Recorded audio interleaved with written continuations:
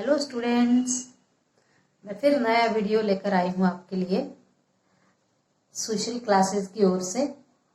आज आपको मैं क्लास 12th के बिजनेस स्टडीज का 4th चैप्टर नियोजन या प्लानिंग, इसके अंतर्गत फिर पिछले वाले वीडियो से रिलेटेड ये वाला वीडियो लेकर आई हूँ। आज का हमारा टॉपिक है नियोजन के प्रकार, तत्व या घटक, टाइप्स, एलिमेंट्स और कंपोनेंट्स ऑफ प्लानिंग। अब इस टॉपिक के अंतर्गत हमने इससे पहले 3 वीडियो देख चुके हैं। नियोजन के तत्व या घटक यहां लिखे हुए हैं: लक्ष्य, व्यूह रचना, उद्देश्य, नीतियां, कार्यविधियां, तरीके, नियम, बजट और कार्यक्रम। हमने अभी तक 3 वीडियोस में तरीके तक हम पहुंच चुके हैं। लक्ष्य, व्यूह रचना, उद्देश्य, नीतियां, कार्यविधि और तरीके। इनको समझने के लिए आपको मेरे पिछले 3 वीडियोस को देखना होगा, तो आपको ये समझ में आ जाएगा। आज हम इस वीडियो में नियम, बजट और कार्यक्रम, ये 3 टॉपिक देखेंगे। अब हम देखते हैं नियम। नियम या रूल्स। नियम ये बताता है कि विशिष्ट परिस्थिति में एक विशिष्ट कार्य को कैसे किया जाए।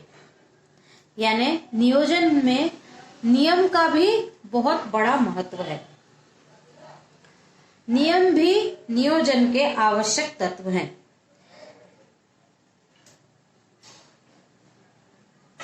कुछ व्यक्ति नीतियों, कार्यविधियों एवं नियमों को एक ही अर्थ में समझते हैं, लेकिन ऐसा नहीं है। नियम, नीतियां और कार्यविधियां, ये इन सब में थोड़ा थोड़ा अंतर है। एक नियम के अनुसार एक परिस्थिति के संदर्भ में कुछ निश्चित और विशिष्ट क्रिया होनी चाहिए। इस प्रकार इस रूप में यह कार्यविधि से संबंधित है और उसका मार्गदर्शन करता है, लेकिन यह क्रियाओं के क्रम का निर्धारण नहीं करता। अतः नियम कार्यविधि से भिन्न है। जैसे मैं यदि एक उदाहरण दूं, तो ये नियम है कि यात्रा करते समय धूम्रपान करना वर्जित है। यह एक नियम है जो कार्यविधियों से किसी भी प्रकार संबंधित नहीं है। कार्यविधि से नियम का संबंध हो ये आवश्यक नहीं है। कभी कभी नियम कार्यविधियों से संबंध नहीं रखते। जैसे यदि रेल से जा रहे हो तो किसी को भी बीड़ी सिगरेट पीना मना है। ये किसी भी कार्यविधि के अंतर्गत नहीं आता, लेकिन जरूरी नहीं कि नियम के अंतर्गत जो आए वो कार्यविधि में भी हो।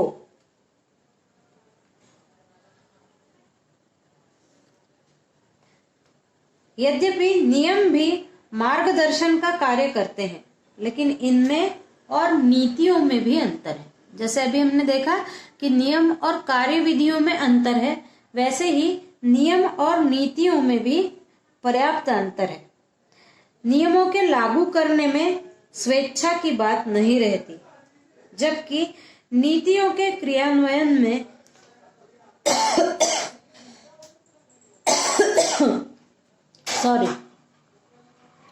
नीतियों के क्रियान्वयन में प्रबंधकों के पास स्वेच्छा का कुछ अंश रह जाता है, जबकि नियमों को लागू करने में उनके पास कोई स्वेच्छा की बात नहीं होती। यानी नीतियां तो स्वेच्छा से लागू की जा सकती हैं, लेकिन नियम लागू करना और नियमों का पालन करना ये एक अनिवार्य हो जाता है, और नीतियों को उसी प्रकार से लागू करना ये अनिवार्य नहीं है, क्योंकि नीतियां जो होती हैं वो लचीली भी होती है। आवश्यकता होने पर उनको बदला भी जा सकता है, लेकिन नियम जरा कठोर होते हैं। अभी हमने देखा कि नियोजन के तत्व या घटक में नियम क्या है। अब हम देखते हैं कि कार्यक्रम क्या है। कार्यक्रम यानी प्रोग्राम्स। किसी भी संस्था के लक्ष्यों की पूर्ति करने के लिए किए जाने वाले कार्यों के क्रम का निर्धारण करते हैं। कार्यक्रम जो होते हैं, किस प्रकार से उस लक्ष्य को पाना है, उसके लिए जो भी कार्य किए जाएंगे उन कार्यों के क्रम का निर्धारण कार्यक्रम करते हैं। यानी लक्ष्यों की प्राप्ति के लिए जितनी भी गतिविधियां की जाएं, उन गतिविधियों को किस क्रम से पूरा करके लक्ष्य को प्राप्त करना है, ये क्रम का निर्धारण कार्यक्रम करते हैं। अब ये कार्यक्रम अल्पकालीन, दीर्घकालीन, विशिष्ट, सामान्य, व्यापक, संकुचित प्रकार के हो सकते हैं। ये किसी भी कार्य की संक्षिप्त योजना है जिसे निर्धारित क्रम में लक्ष्यों के अनुरूप नीतियों के आधार पर कार्य विधियों के अनुसार तैयार किया जाता है। कार्य विधियों के अनुसार कार्यक्रमों को तैयार किया जाता है और लक्ष्यों की प्राप्ति की जा सकती है। इसके बाद हम अगला देखते हैं, बजट।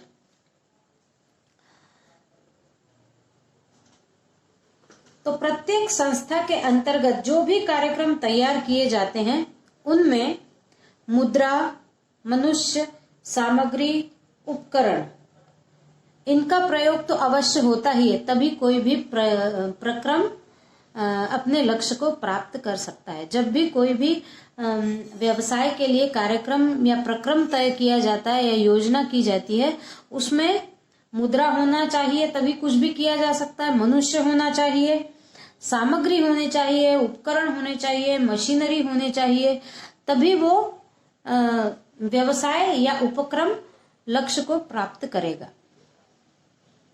बजट इन सभी साधनों को आंकड़ों के रूप में आवश्यकता व्यक्त करते हैं। बजट जो होते हैं ये आंकड़े होते हैं।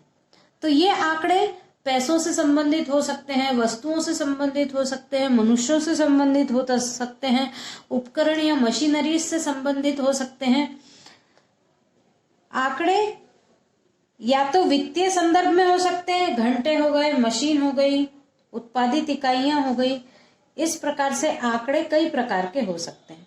और किसी भी व्यवसाय के अंतर्गत आंकड़े आते हैं, क्रय का बजट, विक्रय का बजट, श्रम का बजट, आय का बजट, रोकड़ का बजट। तो ये बजट जो है वो प्रबंधकीय नियंत्रण का एक साधन है। यानी इनको प्रबंधक जो होते हैं वो नियंत्रित करते हैं। हमने प्रबंधकों के स्तर देखे थे, तो जो सबसे ऊंचा स्तर है उस स्तर पर बजट का निर्माण किया जाता है। सारे प्रक्रम के बारे में सोचकर ये बजट के आंकड़े वहां से प्रस्तुत किए जाते हैं। इसके माध्यम से प्रबंधक नियोजन का मूल्यांकन करते हैं और आवश्यक नियंत्रण स्थापित करते हैं। अब हम ये देखते हैं कि एक प्रभावी बजट की क्या क्या विशेषताएं हैं, यानी एक अच्छा बजट कैसा होना चाहिए। तो बजट आवश्यकीय तौर पर भावी समय के लिए होने चाहिए। यानी जो समय बीत गया है उसके लिए कभी बजट नहीं बनाया जाता है। हमेशा बजट आने वाली भावी संभावनाओं के लिए किया जाता है कि आगे हमको क्या करना है, कितने रुपयों में करना है, कैसे करना है, कितने मनुष्यों के साथ करना है, तो हम लक्ष्य की प्राप्ति कर पाएंगे। तो बजट हमेशा ही भावी समय के लिए होते हैं। फिर है, यह उद्देश्यों और नीतियों से भिन्न होता है। बजट उद्देश्य, नीति, लक्ष्य, व्यूह रचना, कार्यविधियां, इन सब से अलग होता है, क्योंकि इसका निर्माण विशिष्ट आंकड़ों से होता है। ये आंकड़ों से, नीतियां, उद्देश्य हैं, ये सारा एक शब्दों के द्वारा बताया जा सकने वाला उद्देश्य और नीतियां होता है, जबकि बजट जो है वो आंकड़ों के द्वारा ही बताया जा सकता है। इस प्रकार बजट ठोस आकांक्षाएं जिन्हें वास्तविक मान्यताओं का समर्थन प्राप्त होता है पर आधारित होती है। यानी आकांक्षाएं तो हैं, इच्छाएं तो हैं, पर कौन सी इच्छाएं? जिनको वास्तविक मान्यताओं के समर्थन के बाद हमें प्राप्त हो सके। ये बजट इस प्रकार का होना चाहिए। फिर बजट लोचशील हो।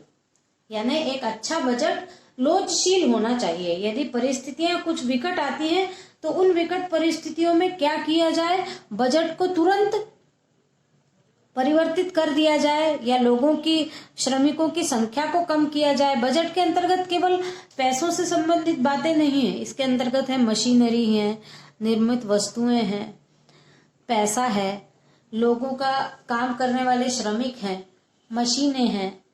इन सब का समयानुसार कम या ज्यादा करना बजट के अंतर्गत हो सके, ऐसा बजट हो, यानी लोचशील हो। फिर बजट के निर्माण और क्रियान्वयन में संपूर्ण संगठन का सहयोग हो। बजट बनाते समय जितने भी उस व्यवसाय के या उस उत्पादन की जाने वाली वस्तु से संबंधित जो भी विभाग होंगे, उन सारे विभागों के लोगों का बजट निर्माण में सहयोग हो, ताकि सबको मालूम हो कि हमारे व्यवसाय का बजट क्या है। और जब बजट बनाते समय उन सभी से यदि सलाह ली जाए और सहयोग लिया जाए, तभी एक व्यवस्थित बजट बन सकता है जो अंत तक क्रियाशील रहता है। फिर इसे उच्च प्रबंधकों का समर्थन प्राप्त हो और उनका ध्यान केंद्रित हो। हमने जो प्रबंधकों के स्तर देखे हैं, तो जो उच्च प्रबंधकों का स्तर है, उस स्तर पर बजट, उस स्तर के लोगों का उस बजट में समर्थन भी हो और उनका उस बजट पर ध्यान भी केंद्रित हो और उस बजट के ही अनुसार आने वाले समय में सारे क्रियाकलाप हों। फिर संस्था के निर्धारित लक्ष्यों के अनुरूप हो।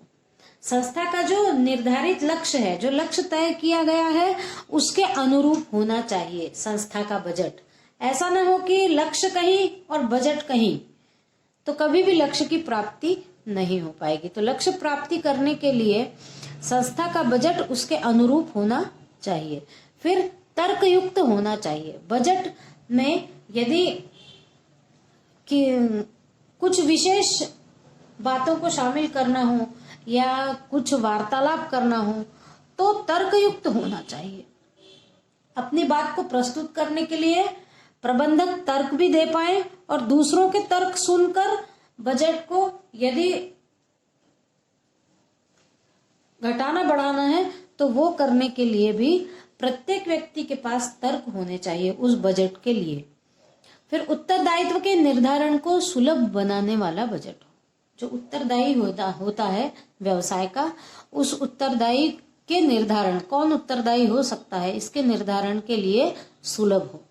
फिर क्रियाओं का मार्गदर्शक हो। बजट ऐसा हो कि जो लक्ष्य प्राप्त करने के लिए क्रियाएं की जा रही हैं, उनको मार्गदर्शन दे। किस प्रकार की क्रियाओं की आवश्यकता है या कौन सी क्रियाएं करना अनावश्यक है, उन क्रियाओं को न किया जाए और क्रियाओं को आवश्यकता अनुसार मार्गदर्शन दे और उनके बजट के मार्गदर्शन में ही क्रियाएं करके लक्ष्य को प्राप्त किया जा सकता है। तो अब हमारे यहाँ पर नियोजन पाठ के नियोजन के प्रकार, तत्व या घटक, ये यहाँ पर हम सारे घटक समझ चुके हैं, पढ़ चुके हैं। और पहले वाले कुछ घटकों को पढ़ने के लिए आपको मेरे पहले के वीडियोस भी देखना होंगे। तो आज हम यहीं समाप्त करते हैं। Thank you.